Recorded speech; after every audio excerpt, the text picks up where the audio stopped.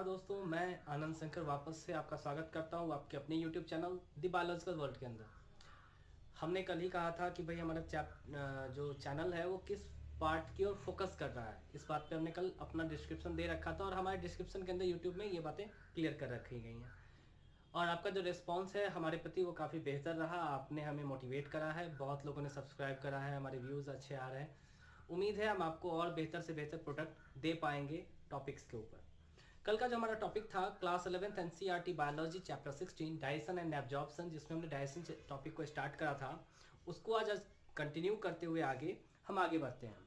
कल के टॉपिक में एक दो बातें रह गई थी, एज लाइक डेंटल फॉर्मूला, जिसकी हमने कल बात करना हमने स्किप कर दिया था। इसको ये है क्या भाई, तो हमने दो तीन चीज बातों को जाना था। एज लाइक हमने जाना था थिकोडॉन्ट, एक हमने टर्म जाना था, फिर हमने डाइफायोडॉन्ट की बात करी थी, और हेट्रोडॉन्ट। तीनों का मीनिंग हमने कल के वीडियो में समझा था। अगर आपने नहीं देखा पिछला वीडियो, प्लीज आज जाकर उस चीज को देख लें।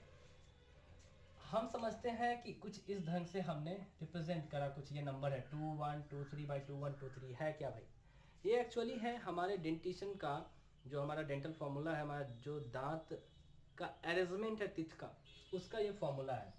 हम जानते हैं कि हम हैं हेट्रोडॉन, क्योंकि हमारे अंदर डिफरेंट टाइप्स के टीथ पाए जाते हैं।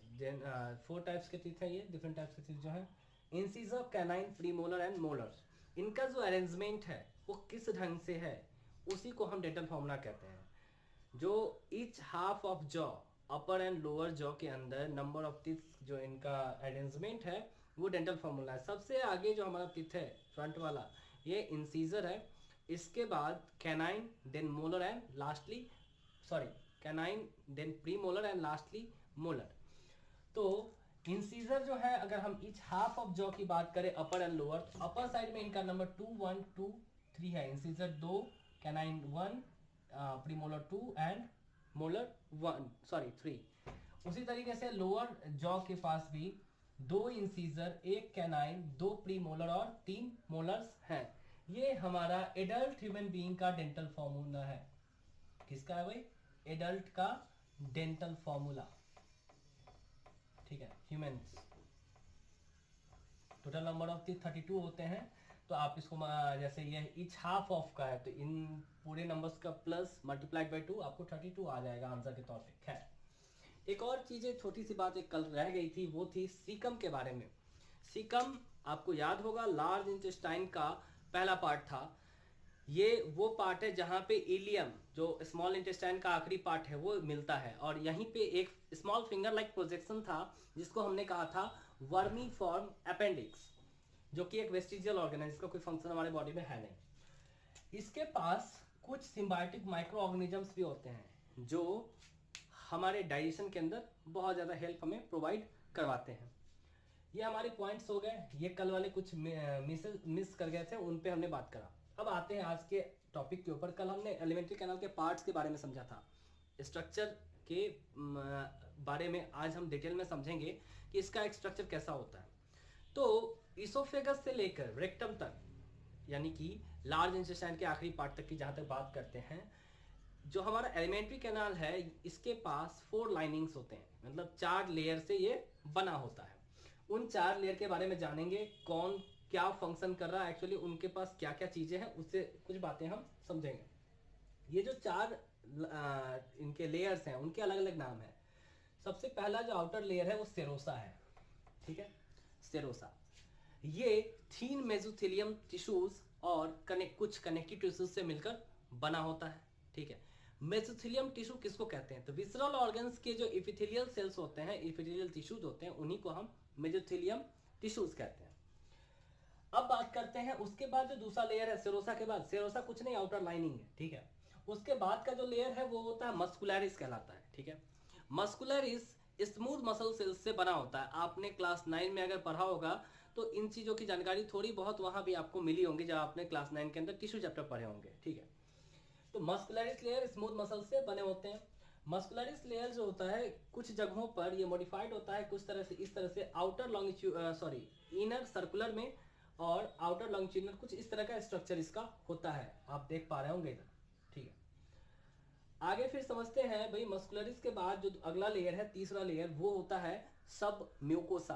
सब म्यूकोसा लेयर जो है ये बना होता है मोस्टली लूज कनेक्टिव टिश्यूज यानी कि नर्व, ब्लड और लिम्फ से, ठीक है। इसके अंदर मेनली इन्हीं का प्रेजेंस होता है। कुछ जगहों पे एज लाइक ड्यूडेनम के अंदर इसके अंदर ग्लैंड्स भी प्रेजेंट होते हैं। स्मॉल इंटेस्टाइन का पहला रीजन जो सी सेप्ट ड्यूडेनम है, ठीक है, जिस पे हमने कल भी बात करी थी, वो क्या होता है वहां पे ये जो सब म्यूकोसा होते हैं ये थोड़े मॉडिफाइड होते हैं, खुद को किए होते हैं, वहां पे इन्होंने ग्लैंड्स बना रखे होते हैं। अगला जो लेयर है उसके बाद वो है म्यूकोसा। ये काफी इंपॉर्टेंट हो जाता है, आपको बहुत कुछ यहाँ समझने को मिलेगा। म्यूकोसा इनर मोस्ट लेयर है एलिमेंट्री कैनाल का, और ये इसका जो लाइनिंग है उसको हम ल्यूमेन कहते हैं। The inner lining of alimentary canal is called lumen which is present in mucosa layer of the alimentary canal. Mucosa के पास गॉबलेट सेल्स होते हैं। म्यूकोसा के पास कौन होते हैं? Goblet cells. भाई इसका काम क्या है गॉबलेट सेल का? ये एक्चुअली ग्लैंड की तरह वर्क करता है। गॉबलेट सेल जो है वो एक ग्लैंड है, ग्लैंड की तरह वर्क करता है। वो म्यूकस सेक्रेट करता है। किस काम के लिए? तो फूड के जो पार्टिकल्स हमने खाए हुए होते हैं उनको ल्यूब्रिकेशन प्रोवाइड करने के लिए म्यूकस की जरूरत होती है ताकि वो स्मूथली आगे बढ़ सके। वो म्यूकस का सिक्रेशन म्यूकोसा के अंदर प्रेजेंट गॉबलेट सेल से होता है, ठीक है। अब आगे आते हैं, ये हमने 4 लेयर्स का नाम सुना, सेरोसा, मस्कुलरिस, सब म्यूकोसा एंड म्यूकोसा। कुछ और बातों पे जिक्र कर लेते हैं। आगे आते हैं, उसके बाद हमें समझ में आएगा कि ये जो म्यूकोसा होता है ना, ये स्टमक के अंदर कुछ इरेगुलर फोल्ड्स के अंदर चेंज कर गया होता है ताकि प्रॉपर चर्निंग मूवमेंट जो होता है, जो खाना हमने खाया होता है च्यू करके, वो अंदर और भी जो एंजाइम्स होते हैं, प्रो एंजाइम्स होते हैं, उसके साथ मिक्सअप हो रहा होता है, ठीक है।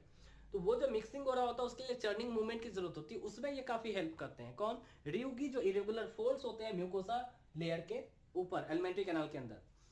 ये जो म्यूकोसा लेयर है इसमें दूसरे जगह एज लाइक स्मॉल इंटेस्टाइन के अंदर एक और चेंजेस देखने को मिलता है, एक और मॉडिफिकेशन हमें देखने को मिलता है। वो क्या है भाई? तो ये जो म्यूकोसा लेयर है इसने अपने अंदर एक ऐसा मॉडिफिकेशन लाया होता है कि स्मॉल फिंगर लाइक प्रोजेक्शन अपने ऊपर डेवलप करते हैं, जिनको हम कहते हैं विलाई। हम उसके स्ट्रक्चर को बाद में इधर समझेंगे डिटेल में, ठीक है।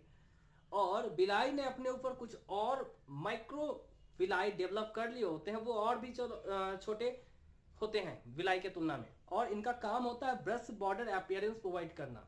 ये 2-3 काम में हेल्प करते हैं। एक तो एब्जॉर्प्शन का जो सरफेस एरिया है, आपको पता होगा कि मोस्टली जो न्यूट्रिएंट्स हैं वो एब्जॉर्ब होते हैं स्मॉल इंटेस्टाइन के अंदर ही, ठीक है। डाइजेशन स्टार्ट हो जाता है अपने बकल कैविटी से, बट एब्जॉर्प्शन का जो मोस्ट काम होता है, न्यूट्रिएंट्स जो एब्जॉर्ब होते हैं वो होते हैं स्मॉल इंटेस्टाइन में।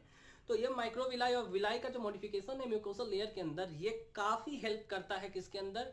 लार्ज सरफेस एरिया प्रोवाइड करके एब्जॉर्प्शन में, ठीक है। साथ ही साथ ब्रश बॉर्डर अपीयरेंस भी ये देता है। कौन? विलाई, जिसके ऊपर है माइक्रोविलाई। कैसा? तो फूड का जो पार्टिकल है जो डाइजेस्ट होके जो हमने डाइजेस्टेड फूड को एब्जॉर्ब कर लिया, अब जो अनडाइजेस्टेड फूड है उसको आगे पास करने के लिए ये ब्रश बॉर्डर अपीयरेंस प्रोवाइड करवाते हैं विलाई। और उसके ऊपर कौन है भाई? माइक्रोविलाई, जो मॉडिफिकेशन है विलाई के ऊपर। उसके बाद हम बात करते हैं जो म्यूकोसा लेयर है, इसके बारे में हमने बात कर लिया था अभी। एक ग्लैंड के गॉबलेट सेल के बारे में कहा कि ये म्यूकस सिक्रेट करता है। इसके साथ ही एक और ग्लैंड म्यूकोसा लेयर में पाया जाता है जिसको हम बोलते हैं गैस्ट्रिक ग्लैंड, ठीक है। गैस्ट्रिक ग्लैंड भी कहाँ पाया जाता है? म्यूकोसा लेयर के अंदर। किसका लेयर है ये? एलिमेंट्री कैनाल का इनर मोस्ट लेयर है म्यूकोसा, ठीक है। स्टमक, और ये जो गैस्ट्रिक ग्लैंड है ये कहाँ पे मॉडिफाइड है, मतलब कहाँ प्रेजेंट होता है? एलिमेंट्री कैनाल के किस रीजन में? तो एलिमेंट्री कैनाल के स्टमक रीजन में म्यूकोसा जो है उसने अपने अंदर कुछ ग्लैंड्स रखे होते हैं। कौन से ग्लैंड्स हैं वो? गैस्ट्रिक ग्लैंड्स हैं, जिससे आपको पता चलेगा गैस्ट्रिक जूस सेक्रेट होता है। ये सब बातें आप समझिएगा जब हम चैप्टर में आगे बढ़ेंगे। उससे पहले एक बार आपसे तो हमने ये स्ट्रक्चर के बारे में बात कुछ कर लिया था, कुछ इस तरह से डायग्राम रहेगा, आप एनसीईआरटी को इसके लिए बेहतर फॉलो कीजिएगा, समझ में आएगा, ठीक है।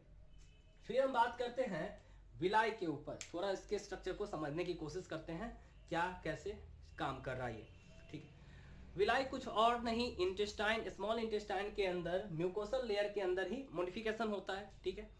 ये होता है रिचली ब्लड और लिम्फ वेसल से सप्लाइड होता है ताकि बेहतर ये एब्जॉर्प्शन का काम कर सके। क्लियर है? तो इसके अंदर हमने कुछ इस डायग्राम के जरिए समझाने की कोशिश करी। अगर इससे आपका क्लियर ना हो तो आप एनसीईआरटी के डायग्राम को प्रेफर कीजिए, आपको बेहतर समझ में आएगी चीजें। इसको हमने एक विलाई कहा, ठीक है। विलाई के अंदर जो लिम्फेटिक वेसल्स होते हैं, वो एक लार्ज लिम्फेटिक वेसल हर विलाई के अंदर प्रेजेंट होता है, ठीक है। एक तो लिम्फेटिक सिस्टम जा ही रहा, गुजर ही रहा पूरा उसके थ्रू, साथ ही साथ लार्ज लिम्फेटिक वेसल जो होता है वो प्रेजेंट होता है किसके अंदर, विलाई के अंदर, जो कहलाता है lacteal. The large lymphatic vessel inside villi is called lacteal. उसके साथ ब्लड कैपिलरीज का भी अच्छे एवंडेंस में यहाँ पे उपलब्धता होती है, ताकि क्या हो, बेहतर एब्जॉर्प्शन। हम जानते हैं कि कैपिलरीज ही वो रीजन है, वही पॉइंट है जहाँ पे डिफ्यूजन वगैरह आसानी से हो पाता है, क्योंकि काफी थिन वॉल्स होते हैं ये कैपिलरीज, ब्लड कैपिलरीज। साथ ही साथ हम बात करेंगे ये जो होता है विलाई, विलाई के पास एक डेप्थ होता है, एक लोअर पॉइंट होता है जिसको हम क्रिप्स होता है, ठीक है, किस रीजन में, तो स्मॉल इंटेस्टाइन के रीजन में विलाई के पास एक क्या होता है भाई, क्रिप्स होता है। इस क्रिप्स जो होता है एक गड्ढे नुमा स्ट्रक्चर होता है, ठीक है, वो कहलाता है क्रिप्स ऑफ लिवरकुन। ये प्रेजेंट कहां पर है भाई, विलाई के बेस में, स्मॉल इंटेस्टाइन के अंदर, और इसको क्या कहते हैं, क्रिप्स ऑफ लिवरकुन, ठीक है। स्पेलिंग आप देख लीजिएगा, CRYPTS of LIEBERKUHN, crypts of Lieberkuhn. इस तरह से हमने आज एलिमेंट्री कैनाल को ही थोड़ा आगे बढ़ाया। आज का लेक्चर हम छोटा रखना चाहते हैं ताकि आप धीरे धीरे बेहतर तरीके से इन चीजों को समझ पाए। उम्मीद है आपको आज का वीडियो पसंद आएगा और आप इस चैनल को लाइक और सब्सक्राइब कीजिएगा, हमारे वीडियो को लाइक कीजिएगा, ज़्यादा से ज़्यादा शेयर कीजिएगा और लोगों को जोड़ने की कोशिश कीजिए जो बायो पढ़ना चाहते हैं। अगर मेरा तरीका उन्हें पसंद आए तो हमारे साथ कंटिन्यू कर सकते हैं, क्योंकि हम आगे इस तरह के और वीडियोस लाने जा रहे हैं। सबसे पहले इस चैप्टर को ओवरकम करते हैं, फिर आगे देखते हैं। साथ ही साथ जो हमारे भाई बंधु यूपीएससी बीपीएससी के लिए थोड़ा बहुत बेसिक हिस्ट्री के ऊपर स्ट्रगल कर रहे हैं, उनको एक स्टार्ट चाहिए, छोटी चीज़ से छोटा स्टेप चाहिए, वो छोटा स्टेप देने की हम बहुत जल्द कोशिश करेंगे। और क्लास 6, 7, 8 सबसे पहले इन 3 क्लास के हिस्ट्री का जो टॉपिक है एनसीईआरटी का, उसको कवर अप करने की बहुत जल्दी कोशिश करेंगे। आज के वीडियो में हम बस इतना रहने देते हैं, मिलते हैं फिर अगले वीडियो के अंदर। ज़्यादा से ज़्यादा क्या कह सकते हैं भाई, please like our video, subscribe our channel and help us in continuing this good effort. Thank you so much.